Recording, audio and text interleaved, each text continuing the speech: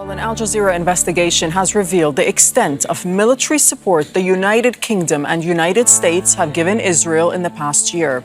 They created an air bridge that was vital for Israel to sustain the intensity of its war on Gaza. Our defense editor Alex Katopoulos breaks it down. The evidence unearthed by Al Jazeera uses open-source flight data to show the scale of American and British involvement in Israel's war on Gaza and now Lebanon. The data shows more than 6,000 military flights in a year, including hundreds of transport missions ferrying arms to Israel. Israel flew only 20% of the 1,600 reconnaissance flights recorded, whereas the UK accounted for nearly half, using its Shadow R1 surveillance aircraft, which provided intelligence on ground movements in Gaza. The UK sent Israel targeting data en masse during 645 flights. The report reveals the extent of the weapons air bridge built for Israel. More than 1,200 military cargo flights made up the airlift over a year. Several bases in Europe were used with hundreds of flights from each, from the UK, Germany, Italy, Cyprus and Greece. It is this air bridge, together with a vast number of surveillance flights and air-to-air refueling, that has sustained Israel's brutal war on Gaza and helped it expand its operations into southern Lebanon. So let's talk about yesterday. Yes, just yesterday. Let me preface that I was so angry, so livid, that I could barely breathe. I couldn't form a thought. I couldn't form a sentence. It was the first time I genuinely could not put my anger and disgust into words, where every single second of yesterday was atrocity after atrocity, war crime after war crime, evil on top of evil. Yes, this sounds like every damn day, but yesterday took it to new heights. The terrorist state of Israel are digging holes everywhere in northern Gaza to set up mass graves. I woke up to women and children being thrown into these giant holes and being shot at, encircled by tanks covering them in sand. I woke up to random children being thrown at random mothers who were asked to walk off to God knows where with children that aren't theirs. 130 women were thrown into a hole 15 meters deep underground, stripping their children away from them and displacing the children to God knows where without an adult present. Children in masses are literally displaced, sitting outside in the cold, separated from their families as we speak. Men and teenage boys were blindfolded and zip-tied and thrown into holes or taken to undisclosed locations for field execution. Israel is running over Palestinians with tanks and bulldozers by the hundreds, and CNN memorializes these terrorists feeling sorry for their declining mental health. Fuck off and kill yourselves. Israel is burying people alive, and this is all while Israel is continuing to bomb and burn people alive as we speak. Northern Gaza is being completely ethnically cleansed. Thousands forced to flee yet again to their imminent death because there are no safe zones, while Israeli politicians and settlers throw conferences and parties celebrating their planned settlement across the entirety of Gaza, a plan they've had well before October 7th. All hospitals are practically shut down and besieged. All doctors, paramedics, and civil defense teams were forced to evacuate from northern Gaza to leave everyone there to die. So from now on, if you're bombed and stuck under the rubble, you're staying in the rubble until you die.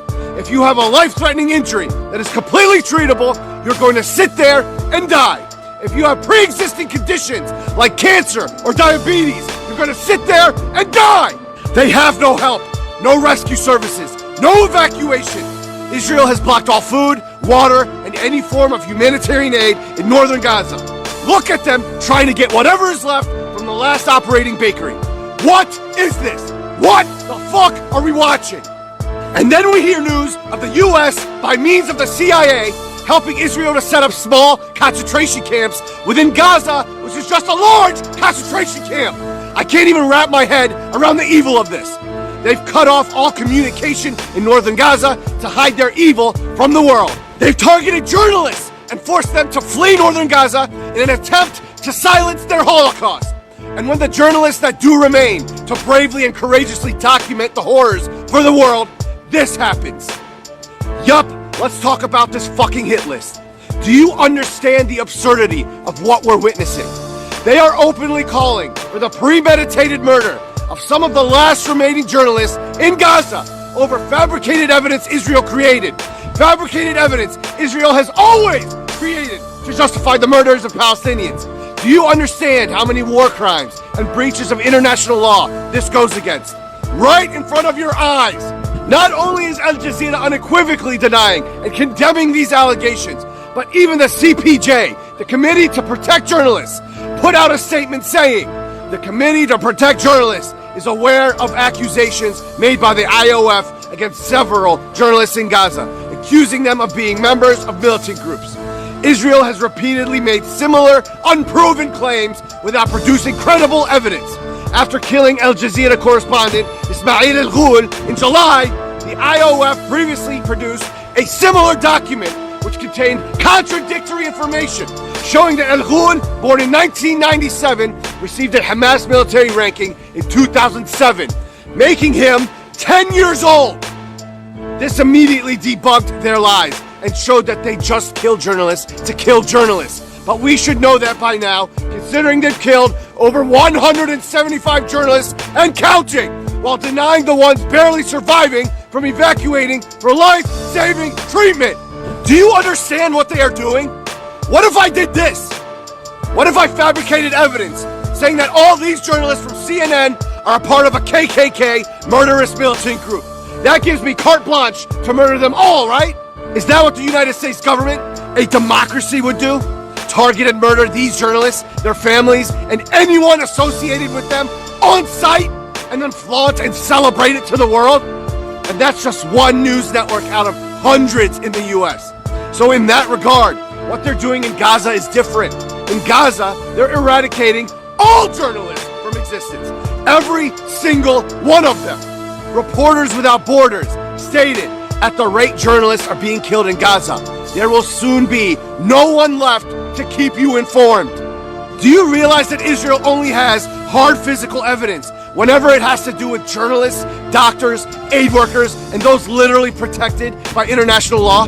Yet for the hundreds of thousands of civilians they kill, their evidence is just take our word for it?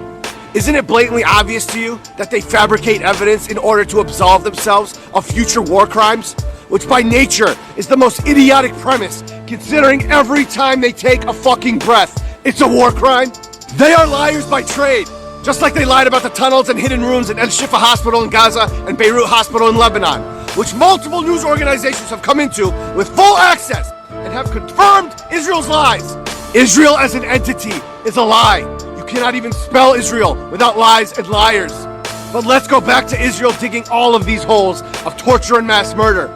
These assholes are so good at digging their holes that little do they know the irony of it all. Because they are digging the largest hole for themselves, digging deeper and deeper to a point of no return, which is the demise of the terrorist state of Israel and the entire concept of Zionism. Deeper and deeper down goes your hole into hell. A hole you Western politicians and Western media are willingly jumping into, solidifying your demise as well. You will all get what's coming to you. Remember the 5th of November, where I swear to you, the Democratic Party will fall so hard, it will never recover. Remember the 5th of November, where your vote for Kamala or Trump will be the signing of your souls to the devil, with your names written in the stones of history as genocide and Holocaust supporters. Remember the 5th of November, the day your empires start to fall under fascism and failed leadership that you made happen, not us. Remember the 5th of November, where I will watch you powers that be burn to the fucking ground while I smile and wave. Remember the 5th of November.